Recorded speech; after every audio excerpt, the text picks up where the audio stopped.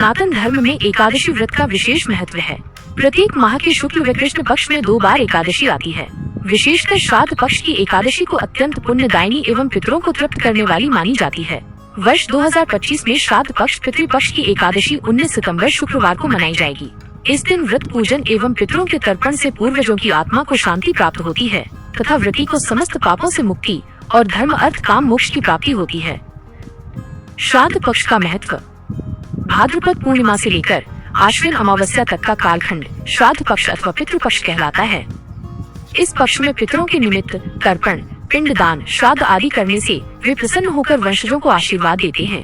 पुराणों में कहा गया है कि श्राद्धहीन पितरः तृप्ता श्राद्धहीन देवता अपि, अर्थात श्राद्ध से न केवल पितर तृप्त होते हैं बल्कि देवता भी प्रसन्न होते हैं। 19 सितंबर 2025 श्राद्ध पक्ष एकादशी की तिथि एवं समय। एकादशी तिथि प्रारंभ 18 सितंबर 2025 रात्रि 9:42 बजे। एकादशी तिथि समाप्त 19 सितंबर 2025 रात्रि 7:51 बजे। व्रत एवं तर्पण का मुख्य दिन 19 सितंबर 2025 शुक्रवार। श्राद्ध पक्ष एकादशी का महत्व। 1. ये दिन पितरों की तृप्ति और मोक्ष के लिए सर्वश्रेष्ठ माना गया है। 2.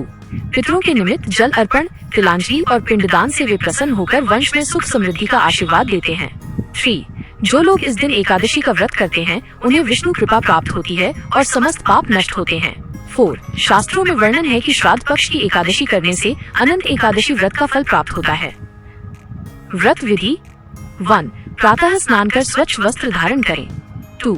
भगवान विष्णु की प्रतिमा अथवा चित्र के समक्ष दीप प्रज्वलित करें। 3. पीले फूल, तुलसी दल, पंचामृत से भगवान का पूजन करें।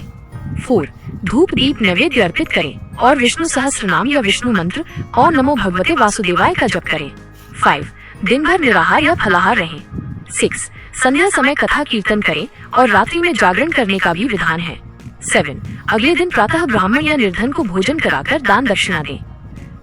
पितृ तर्पण विधि। श्राद्ध पक्ष की एकादशी पर पितरों का तर्पण विशेष रूप से आवश्यक है। 1. कुश का आसन बिछाकर दक्षिण दिशा की ओर मुख करके बैठें। 2. जल में तिल, पुष्प, अक्षत और कुश मिलाकर पितरों के नाम का उच्चारण करते हुए अर्पित करें। 3. ओम पितृदेवाय नमः का जप करें। 4. श्राद्ध कर्म संपन्न कर ब्राह्मण अथवा गौ को भोजन कराना शुभ होता है। व्रत कथा। पौराणिक प्रसंग। पौराणिक मान्यता के अनुसार श्राद्ध पक्ष की एकादशी से संबंधित कथा इस प्रकार है। एक समय राजा हरिश्चंद्र ने अनजाने में अपने पितरों का श्राद्ध करना छोड़ दिया।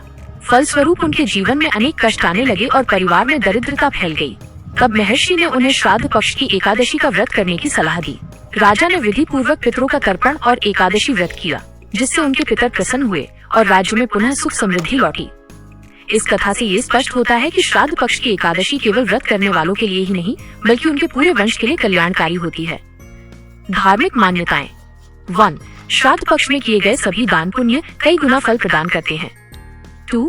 एकादशी पर पितृ तर्पण करने से पितर तृप्त होकर वंशजों के समस्त विघ्न दूर करते हैं। 3.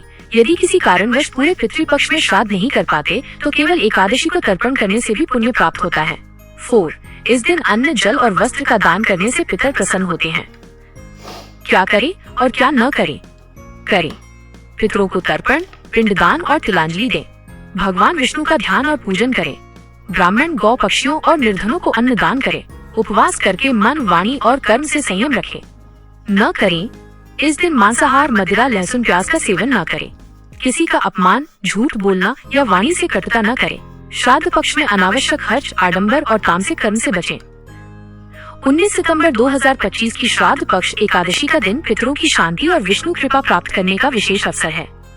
इस दिन श्रद्धा एवं भक्ति से तर्पण, श्राद्ध और एकादशी व्रत करने से पितर तृप्त होते हैं और वंश में सुख समृद्धि, संतान सौभाग्य और उन्नति का मार्ग प्रशस्त होता है।